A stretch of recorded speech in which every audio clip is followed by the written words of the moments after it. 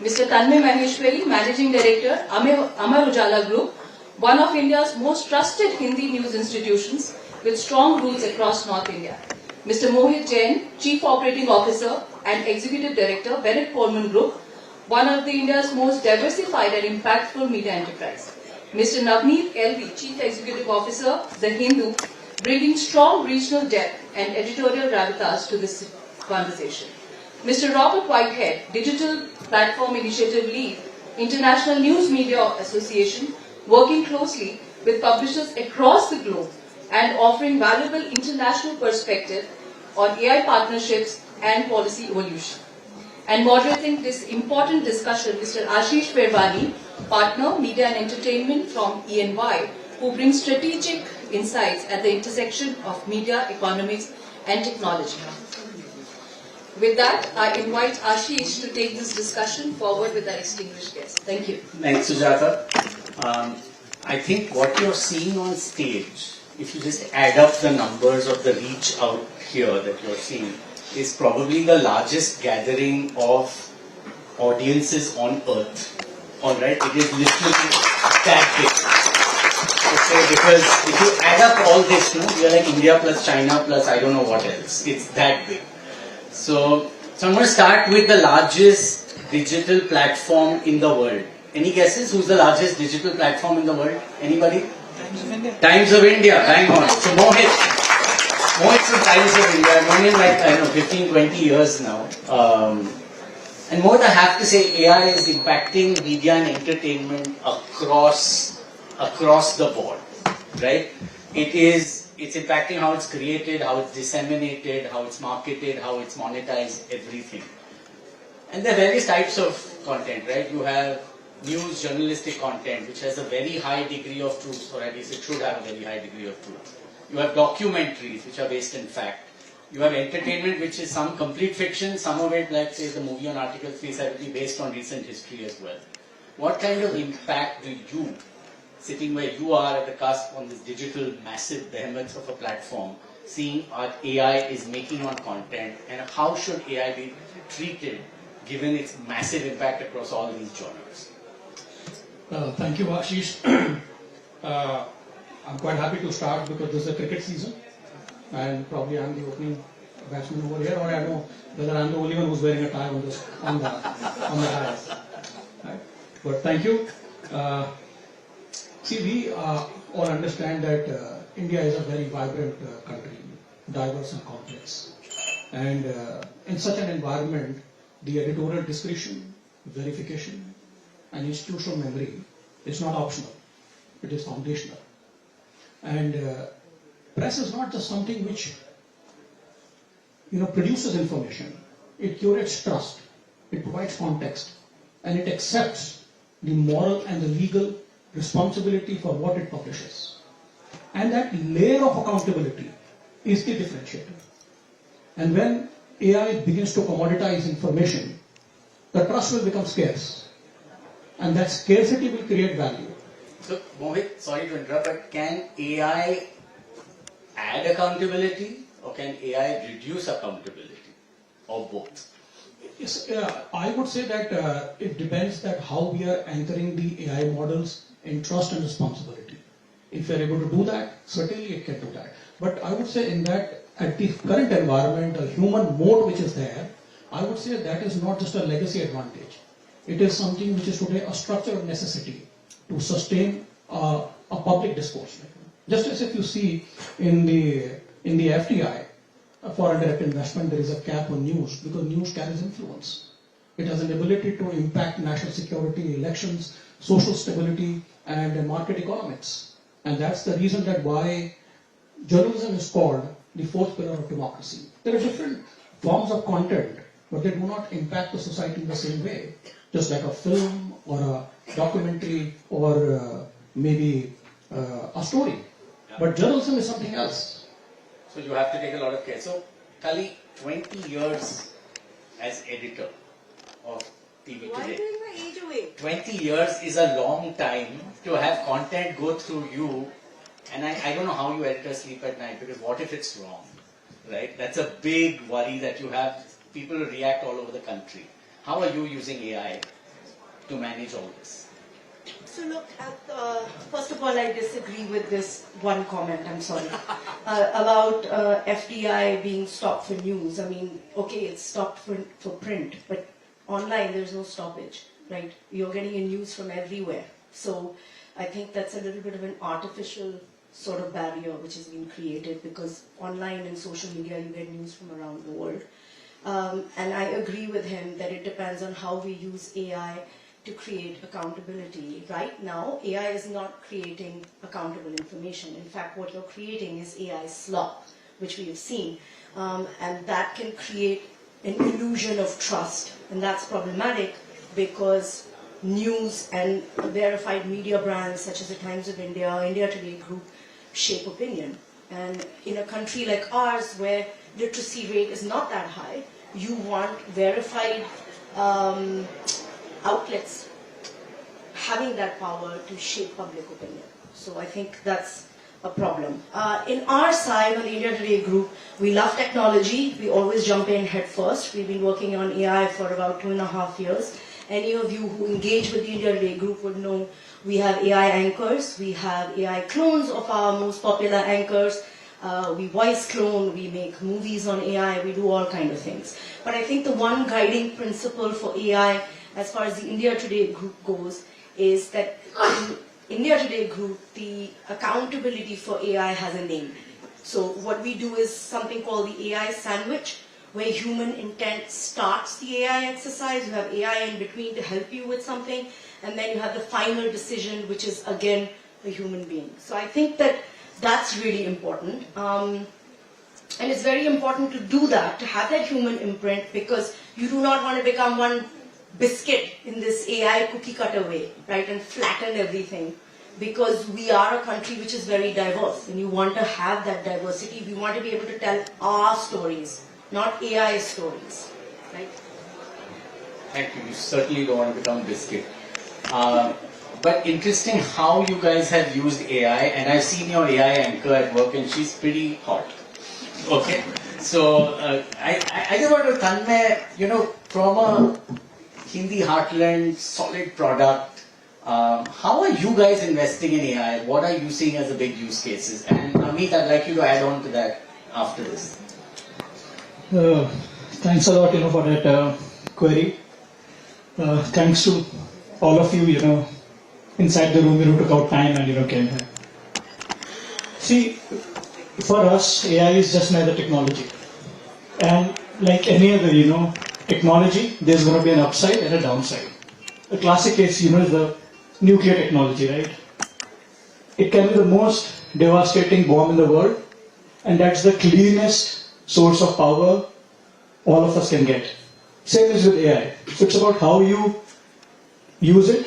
Kalli has, rightly said that you have to have a human layer attached to it. At our organization, which is looking at masses, we're looking at tier 2, tier 3 audiences, we're looking at news from tier 2, tier 3 towns. Use of AI is to complement the human work, and how to go deeper into an article, how to basically enhance the content value. So we don't see AI as a replacement of anything. We see AI as a tool to improve the quality of the news. And see, at the end of it all, our goal is just to create better content for our users. And we never think that AI is going to replace anything. Content layer is the most important layer in this entire AI engine. So there is data layer, processing layer, application layer, power energy layer. But the content layer is the only variable layer. And as a responsible organization, we feel that we have to use this layer to enhance our content production type. So typical use cases, to answer your question, would be to enhance the depth of content, would be to automate the monotonous task, and to, use that time to do a better, research-based things. Super. So there's a lot you can do on both the quality of content that I'm hearing from you, Tanmay, and also on the cost efficiencies. Putting you straight into the fire, Navneet. How do you use AI to increase revenues? To begin with, you asked a question about sleeping well at night. At the Hindu group, the CEO sleeps well because the editors don't give you reason to stay awake. I mean, we do use AI for much of what Tanmay mentioned and Kalli mentioned, but I think the big differentiator is when it comes to media, trust is not generated by technology. It's produced by institutions, and that's where you draw the line. There are multiple ways of using AI to increase revenue. One is pure engagement goes up on your digital platform, stickiness goes up, retention goes up.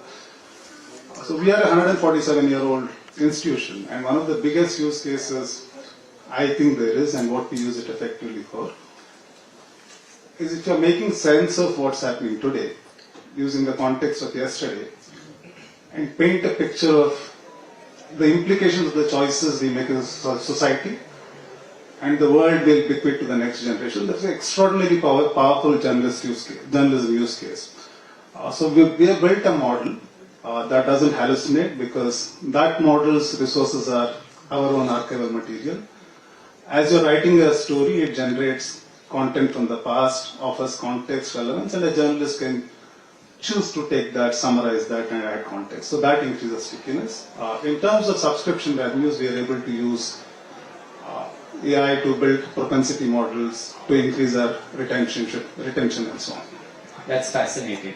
So I think, summarizing what I'm hearing, there are lots of use cases of AI, and it's hitting the world and the media industry in every possible manner. I'm moving to the next part, and Pawanji, I'd like you to start on this one. You guys create thousands and thousands of articles and hours of content every day. As a country, if I keep UGC aside, in 2025, India created 2 lakh hours of video content. Just video content, 2 lakh hours, which is the largest in the world as of today. Alright? AI played, as of now, a pretty small role in that, not a very big role. But recently, about 2-3 months back, there was a survey which was done, when 90% of the respondents could not identify whether content was man-made or AI created, which has its own set of challenges in a country as diverse as ours, in a country where the education levels vary significantly, affluence levels vary, language vary significantly. Pawanji, do we have a responsibility as media owners to our consumer, and what needs to be done in the world of AI? And after you, I'd like, Robert, you to chip in with some of the international examples around this as well. And then I'd like even all the others to talk, because it's a very important topic. Yes, I think we've seen 2 big technological changes. One is somebody named this to me, which is all-you-can-eat data packages. India saw this, in 2015, when all the companies came in to say that I'll charge you $200, $300 a month, and you can use as much internet as you can. That transformed the consumption on phones. And now with the advent of AI, so what is happening is, as a country, 240 crore people, our population, the technology is taking, empowering every single person with content, with free data, with a lot of information. It's a great, like Tanmay said, it's a nuclear power. It's like a nuclear power. How do you use this? So we can't stop this from coming. We have to embrace it. The question is, just like water, you can drink water to quench your thirst, right? It can be full of bacteria, it can be absolutely clean. Now, your core purpose will be done with whatever you're consuming in the country right now. But the question is, for generations to come, and that's where the responsibility of both policymakers and of media owners and AI companies and platforms come into play, where we have to collectively ensure that as a country we are not fed anything wrong. Because whatever we feed wrong, because content and news, we are news, we are not entertainment, we are not music, we are not movies. You can watch a fiction or a movie and you won't carry anything wrong with you. But when you consume anything wrong, anything incorrect, it will cause a generational damage. And that's where I think the role of media outlets, policymakers, governments, platforms will play a big role. And I think that's what I think the whole world is grappling with. And but India is different. India, we have a lot of people who have a phone, who can read a newspaper, but they can't process. They can't really process what is right, what is wrong. Many of us, when we receive content on our phones, we simply forward it without processing it because we literally don't have that capability. One thing that needs to be done. Treating India differently by the policymakers, by the government, and of course by us. You know that we are different. We are not. This country is not made up of a tier 1 towns. It's made up of tier 1, tier 2, tier 3, tier 4, tier 5 towns, and it cannot. And all those people cannot be. We cannot assume that everybody is the same. Everybody has different education levels, different understanding, and it has to have a special treatment. Rob? With the greatest respect, and I come from the world's second best cricket nation, I just wanted to put that out. India is no different. You are already drinking AI water full of bacteria. And people in this room and around the globe don't know the difference between what's making them sick and what's not. Because unlike a medical condition, misinformation, disinformation, or just wrong information accidentally trained in a model can spread around the world 3 million times before your reporters get out of bed in the morning. We have a problem, Houston. AI is already trained on all the biggest English language models on incorrect information. Now, laws will change. Anyone in this room that publishes material that is accessed for even 1 nanosecond in Europe, from the 2nd of August this year, will need to label that image, that video, as AI generated. And many other countries are following that AI Act requirement. It's already law, but it takes effect. We need to do so much more than that to ensure that the information that is being ingested, particularly in countries that are not well represented at the moment in the AI models, such as India, is the right information from professional, reliable sources. They are my colleagues here on the panel. Fantastic. Mohit, I was just coming to you. Oh, did I anticipate that? And I'll ask you a question. Okay. No, thank you. Actually, I just want... Batsman always anticipates the ball. Yes. No, thank you, Kalli. Yeah. First best cricket country, is that what you're going to say? I mean, we are an advertising model, so we'll discuss that later. So, no, Ashish, Rob comes from Australia, so yeah, we tend to beat them quite often.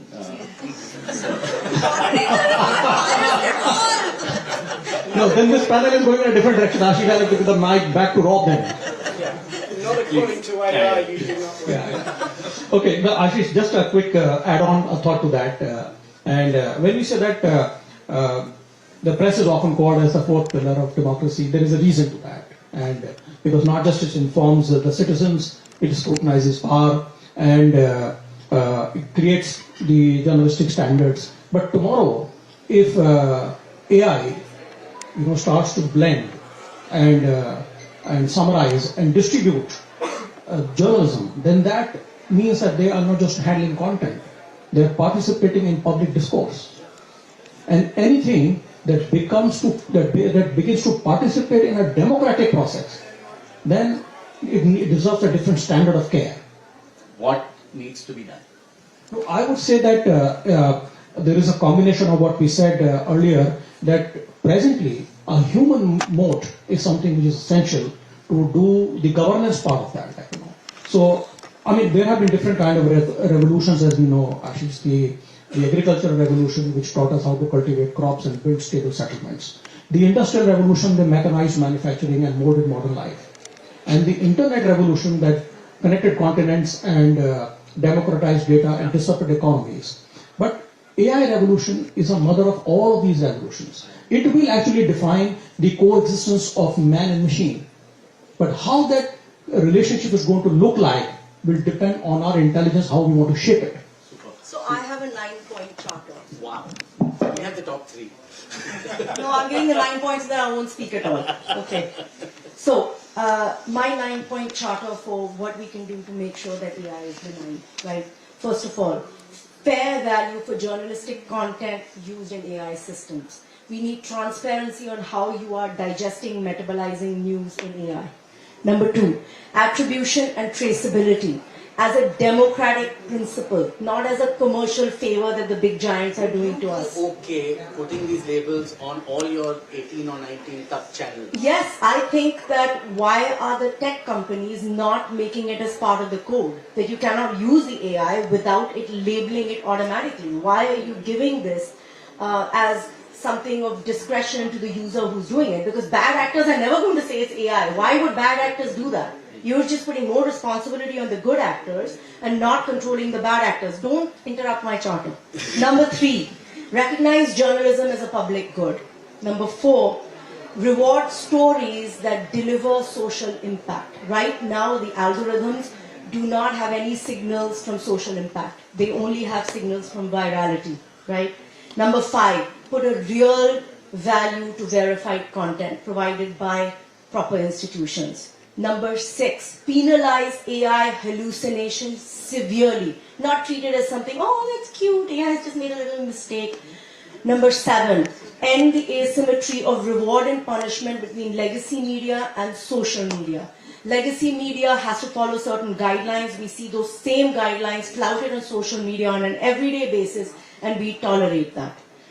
Number 8, treat our population's attention as the rarest mineral we have. Point number 9, insist on the reciprocity of Magnificent 7, the tech companies, for giving them access to that rare mineral. What are they giving us back? That's it. Fantastic. Wasn't timeline the same as time 1? No.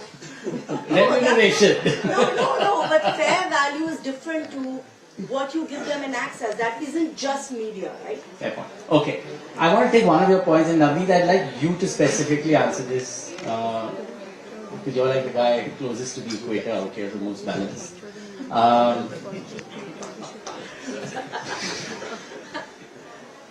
Who's responsible for wrong content? I'm saying wrong content. I'm not saying AI content. Is it the creator of the content? Is it the guy who posts it or distributes it on any media channel? Or is it the platform who carries it? That's a tough question and also philosophical, right? Now, one could even ask, is the person who consumes that wrong content and believe it to be true, where does the fault lie? So while tough to find fault, it's easier to have mechanisms in place to fix responsibility. Platform should be responsible. Now, if legacy media is responsible for the content we put out, editor is held to very high standards, platform should be held to the same high standards. One of the things we as an industry can do well, little segue here, and I completely am on board with Kalli's 9-point agenda. I think as an industry we have done an extremely poor job of communicating this to audiences. See, regulators should believe in this agenda, we as an industry should believe in this agenda, government and policymakers should believe in the agenda. But unless consumers believe in this agenda and say this is good for me and this bottoms up pressure, there should be pressure from bottoms up.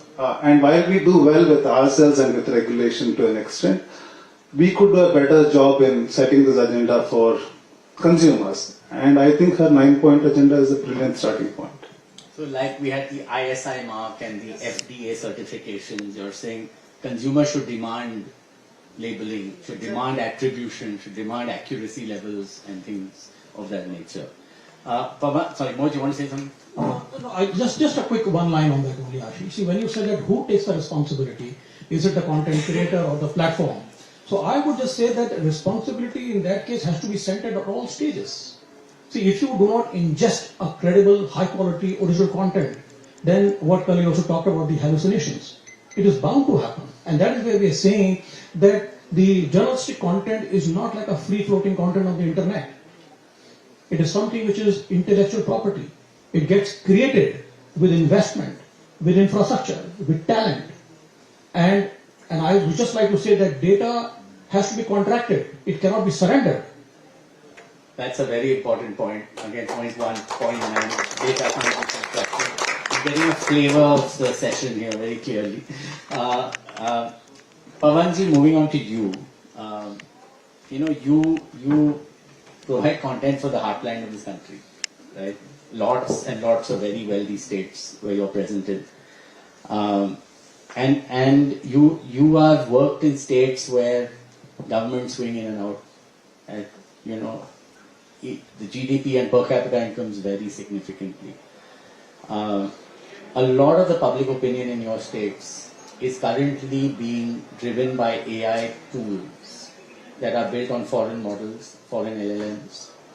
Is there really, according to you, a need for a sovereign stack that India should invest in? Because you're working in so many different languages, and Mohit, you too, you're working across so many different languages, you guys as well, right? What's the need for an India sovereign AI stack?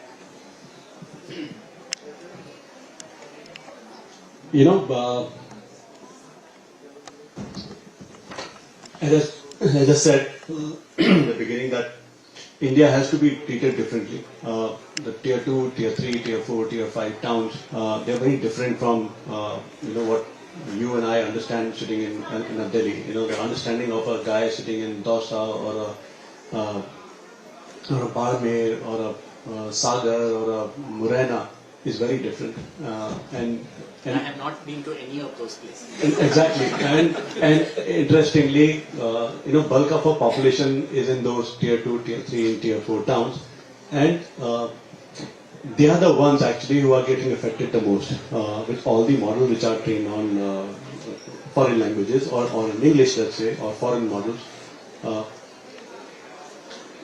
So there is a big need to look at this country very differently and not just look at it as a divide between language of English versus regional. Probably multiple models, because the needs are very different and those needs cannot be understood by sitting somewhere out of this country. Who's going to invest to build all these models? It's very, very, very expensive. It is expensive, but as a country we build infrastructure. Right? We build hospitals as a country. We build institutions for education. This is another step for next few generations to come.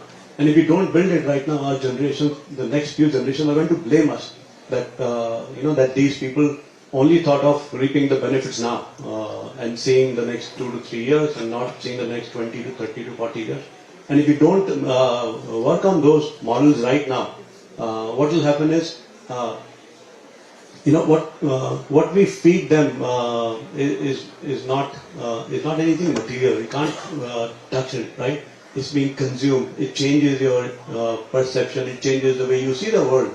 It changes the way you act, you behave in your societies. So it's a big societal change actually. And if it's not done in time, as I said, it's going to cause a very, very long permanent damage. That I completely buy. And Tanmay, I want to come back to you on this quickly. And when you use models in Indic languages, does context work? No, so I would say, accuracy is less than 50-55% in the language models. And see, there's a very famous quote, by, the famous Sam Altman. And, he said that AI will lead to the end of the world. But till then, we'll make some great companies. Now, it can be a dark humor, for all of us. But whenever, we build for tomorrow, day after tomorrow, for our, children, right? We are just patrons, right? We have been, given this world and we have to, hand over the world in a very nice manner. So, Kalli's 9-point agenda is great, and I thought that how can we actually get it done, right? How do we, execute it? So I have a 5-point execution plan. You want to top it up. Super. So, number 1 point is that can the government and big tech label the source of original verified content and create a signature around it. It's very easily, done when you have a, blockchain technology to do it. Simple to do thing. What it will actually lead to is the second point of a point, that is a traceability. So once you know that from where this thing has come, you can actually get back to that person, which, reduces the risk of people trying to manipulate minds, because then they know that they can be caught. The third point, which I have noted, just give me a second, sorry, is data access to emerging Indian models. See the problem, which Robert also said, that most of the Western models don't even access to proper Indian data. We don't have healthcare data in India. We don't have public transportation data in India. We don't have regulatory data in India. We don't have criminal record data in India. None of it is actually digitized. So if we don't have the data, how can it even get trained on? And government must open these models for us, for all the Indian groomed organizations, to basically build on it and train on it. My last point is on the infrastructure.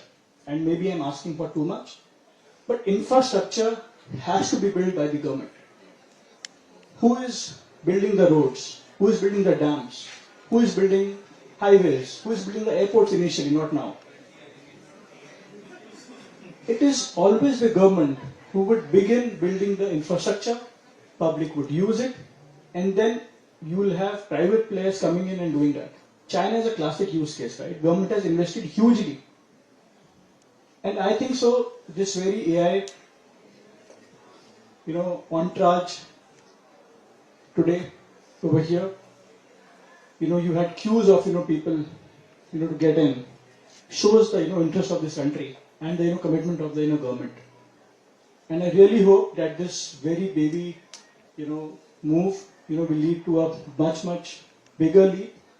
But without Indian infrastructure, without government giving enough chips, enough data, I don't think so even talking about an Indian model is a logical thing to do. Because there's a saying in Hindi which I'll use right now, कि पानी के ऊपर मलाई कभी भी नहीं जमती है. You need to have milk to have cream over it. You cannot have cream over water. Well said, well said. Rob, you work with media companies across the globe. Are these 5 human beings asking for too much? Well, we've just had deflation from 9 points to 5 points. Let me give you 2. And they support all of them. There's got to be recognition for the IP that is created by professional creators. I'm a big fan of I'm a big fan of the creator economy. But the creator economy is not going to give the accuracy that these big models need. And the material needs to be paid for. Point 1. AI is already destroying the value of the companies here on the stage. AI summaries in search have led to as many as 60% of searches no longer going to websites. How the heck are we funding journalism, advertising, cover prices, and to a very small extent here, subscriptions? If the search engines are not referring traffic, if the social networks are no longer referring traffic, there have been huge falls in the past 12 months. That is already depriving revenue from the businesses that are funding the accuracy of the data that is needed for a sovereign model or any other large language model. So these people are already being challenged by AI. A government action that's very specific is my second point. Help fund the AI training on professional journalism.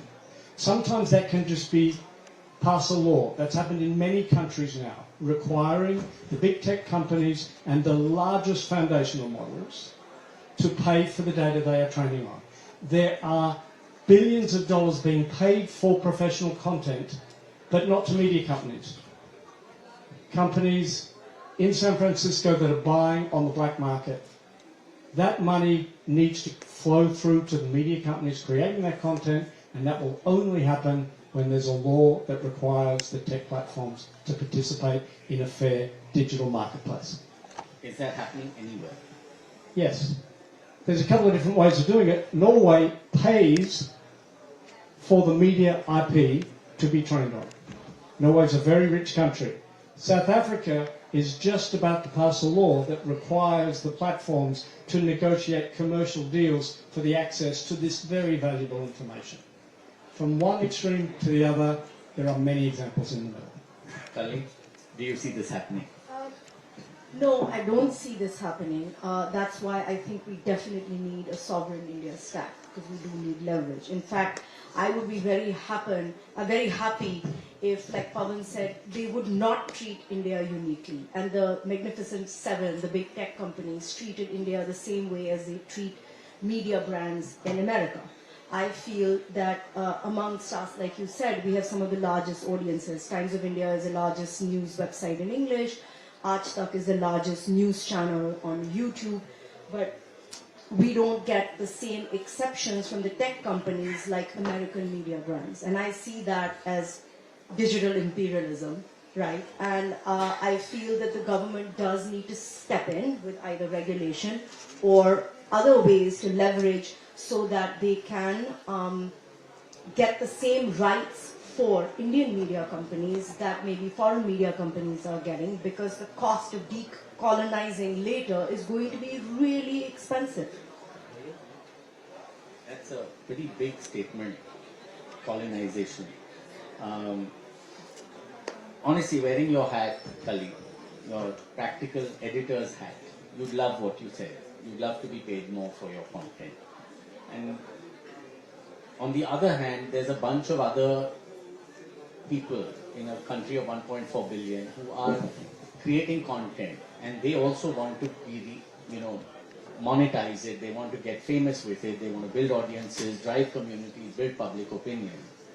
Don't you think that these measures could help some of the big guys, but could really not be helping any of the upstarts, the small influencers, if I may say, the small stringers, the content creators out there?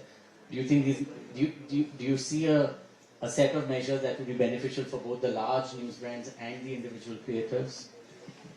I think that having a common set of rules that applies towards truth and what is credible and what is verified between creators and news organizations have to be slightly different, right? Because creators are creating content which can be fantastical, and they should do it. Why not? And they are making money from it. I don't have a problem with that. I don't have a problem with influencers having an opinion, but I do have a problem with influencers parasiting on original content made by the legacy brands. In the end, we are the guys who are funding the reporters to go out and break the original story on the basis of which maybe an influencer will take a point of view, may use our footage, may turn it around the way they want, which is fine too. But then we are not getting credited for it, we are not getting any payment for it, and over a period of time, how will we sustain those reporters? And if we don't have original stories, AI will eat AI. It will keep making stories, but it will keep making stories from synthetic content. It won't be our stories, it won't be original stories, it won't be things on the ground. Because in the end, the reporters are the guys who go and get you original stories from the ground, from all those places that Pawan named, that you have not been to. Super. What you wanted to add to this? No, I was just saying, Ashish, that one is the content creators versus the publishers, and then the big tech. I think all of these people, they have to come together, because the fundamental part of innovation and commerce is that anybody who creates value must be able to capture value, and that is something which is very important over here. And as part the big tech and the publishers also, I would just say that conversation creates value, and confrontation creates invoices. Invoices of lawyers and some consultants. Thank you very much. Ashish, yeah. So I genuinely believe that with the big tech people, we have to sit down and talk and understand the interdependence with each other. And I'm sure they do also, But I think somewhere we need an enabling environment or a framework to actually facilitate that further and say that there is going to be coexistence of technology and content together. And if you're able to do that, then I think it is up to the determination of a fair negotiated value, that how we can take this forward. Because these free markets are not just the ideological abstractions, because they're the mechanisms to discover value and allocation of capital and sustained quality standards.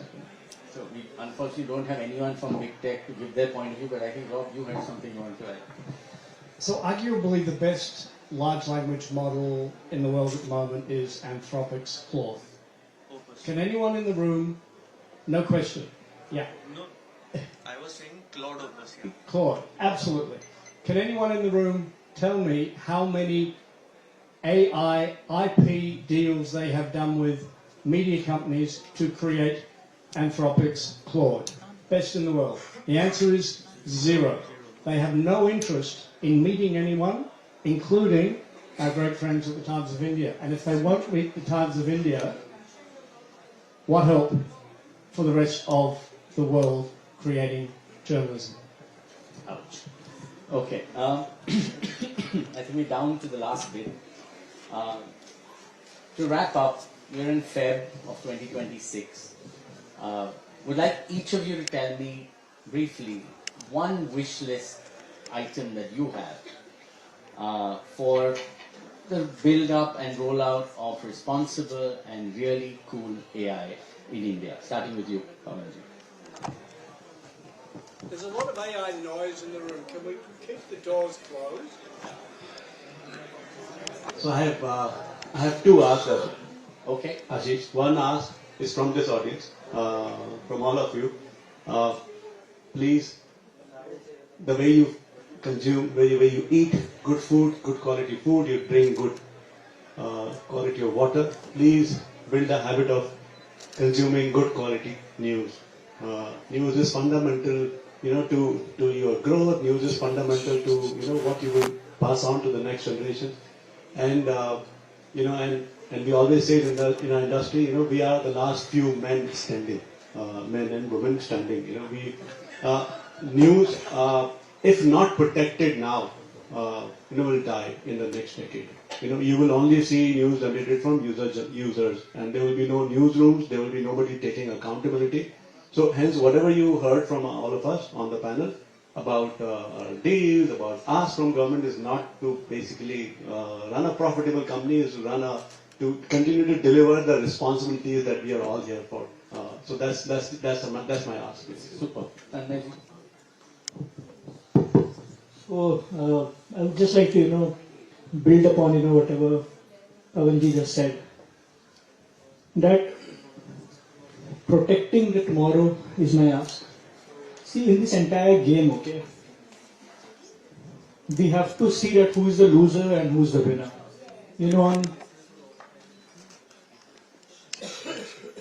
Thank you. So on the one side you have the big tech, who is definitely winner, okay. US economy has 26% contribution to the world's GDP, but they have 65% contribution to the world index of the stock market. So this is the valuation of those companies, okay, who are feeding on our consumers. I feel that yes, if it is not done, media companies will be at a loss, but the biggest loss will be to the consumer. Because just like we have a right to good air, good water, good food, good education, we have a right to right and correct information, and information of our choice. You can't force me to believe that elephant has 5 legs. You can't put me into an information bubble all the time. So my only ask is that we have to treat consumer as the ultimate king, and he is the ultimate king, and build an entire organization, policy framework, regulatory framework, partnership with the big tech to solve for the consumer. Because see, I know that a lot of us in this room belong to the media industry, and it's not just like any other place to work. It's not like a hotel or a factory. We are super responsible people, and we have a responsibility towards a better tomorrow for a country. And for that to happen, it is a prerequisite that people must have a choice to consume whatever they want, not a choice wherein they are, manipulated and, maneuvered as per the global agendas. Thanks, Sanjay. Yeah, I have two small lines. One is more of our wish, and the second is more my wish. Okay. Our wish is to find the right revenue models and fair share revenue agreements to ensure journalism is a force for the greater good, which is something we've always done and which is something we'll always do. And my wish is somebody who's involved in this business of news and has the privilege of working for an extraordinarily respected organization, is to ensure that I'm always in a position to prioritize long-term trust over short-term efficiency and productivity. Well said. Mohit. I would say, Ashish, that my wish is that the media will always remain trust-led.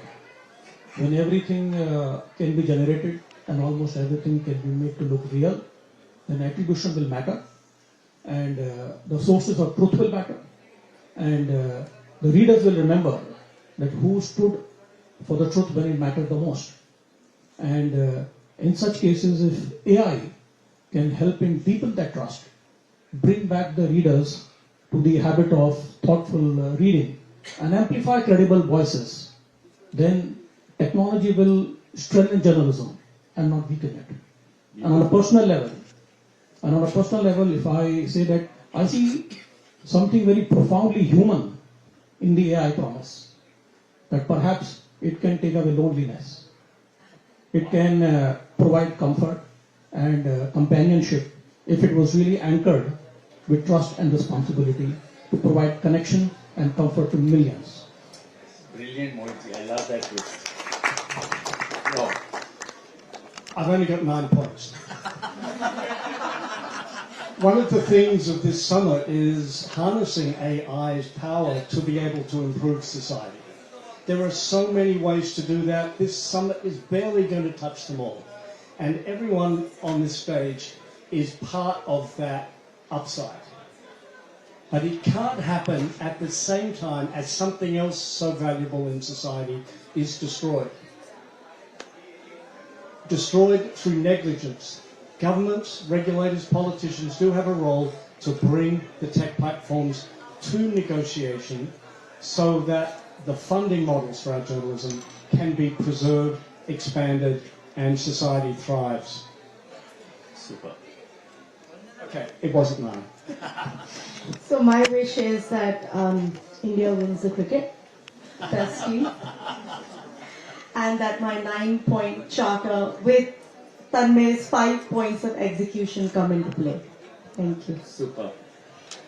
I think we've had a great panel. I'm just summarizing what I'm taking away. Firstly, we owe it to consumers to do right by them. And that means labeling, building regional LLMs, accreditation of sources, accreditation of AI tools, all of that. We owe it to the consumers of media content. Secondly, we need to build LLMs for the future. Otherwise, our subsequent generations will have someone to point and blame us for the lack of what we should have done in building that infra for them. And third, we need a sovereign AI stack at some level, and it needs to have customer at the core. It needs to have the consumer at the core. Otherwise, it's not going to serve the purposes of a democracy like India. I had a wonderful time moderating an absolutely brilliant panel. People, please put your hands together for them. I think they did a wonderful talk, a lot of very busy statements made. Thank you very much. Have a great day. Have a great session. Jai Hind. Thank you, Ashish.